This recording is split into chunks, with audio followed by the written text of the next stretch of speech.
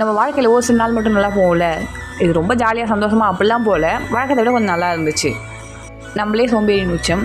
சரி வாங்க வேர்க்கடலை கேக் செய்யலாம் அப்படின்னு சொல்லிட்டு வேர்க்கடலை உரிக்க ஆரம்பிச்சாச்சு. அவர் இல்லை வரலன்னு சொன்னாலுமே பிடிச்சி உட்கார வச்சு உரிக்க ஆரம்பிச்சிட்டோம். இவனை கொன்னுடலாமா?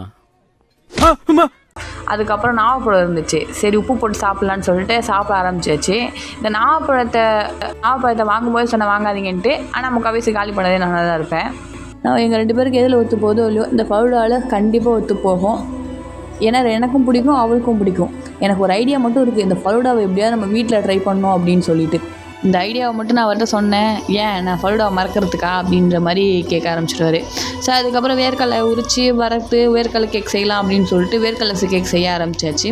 அதுக்கப்புறம் சிக்கன் வாங்கிட்டு வந்திருந்தாரு 1/4 கிலோ, வா சிக்கன் பக்கோடா செய்யலாம் அப்படின்னு சொல்லிட்டு. அதுக்கப்புறம் சிக்கன் பக்கோடா சாப்பிட்டு அன்னைய நாளை முடிச்சாச்சு. இப்போ சொல்லுங்கள், அந்த நாள் நல்ல நாள் தானே?